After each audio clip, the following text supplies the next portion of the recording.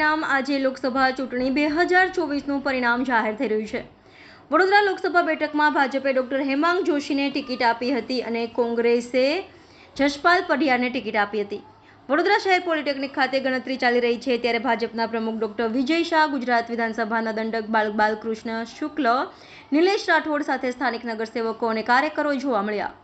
વડોદરા શહેર પોલિટેકનિક ખાતે શાંતિપૂર્ણ મતદાન ગણતરી થઈ રહી છે ત્યારે વડોદરા લોકસભાના ઉમેદવાર હેમાંગ જોશી અને જસપાલસિંહ પઢિયારના ચોથા રાઉન્ડના હેમાંગ જોશીના 2,36,355 વોટની સામે જસપાલસિંહ પઢિયારના 65,490 મતો અંતે મળેલ છે।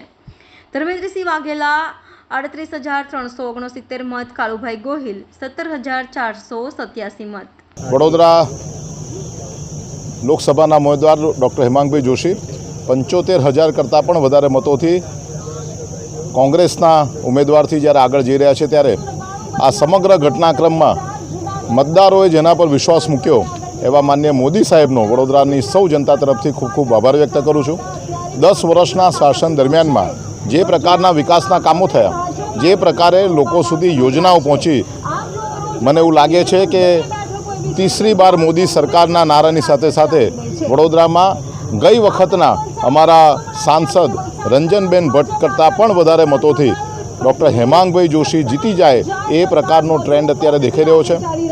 वडोदरा शहरना सौ कार्यकर्ताओए 42 डिग्री गरमी में पण मतदारों ने मतदान मथक सुधी लई जवानी जे कामगीरी करी छे त्यारे कार्यकर्ताओनो पण आ तबक्के आभार व्यक्त करीए छे।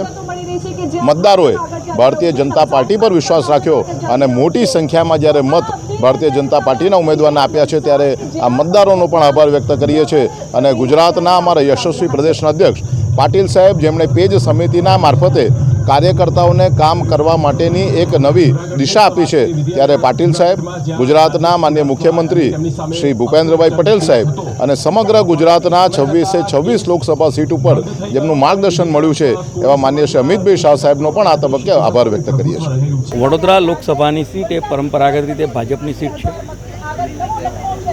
आ वखते पण डॉक्टर हेमांगभाई जोशी जंगी बहुमतीथी जीतशे અને તેમાં વડોદરાના તમામ મતદારોનો અને ભારતીય જનતા પાર્ટીના તમામ કાર્યકર્તાઓનો ખૂબ ખૂબ આભાર માનું છું।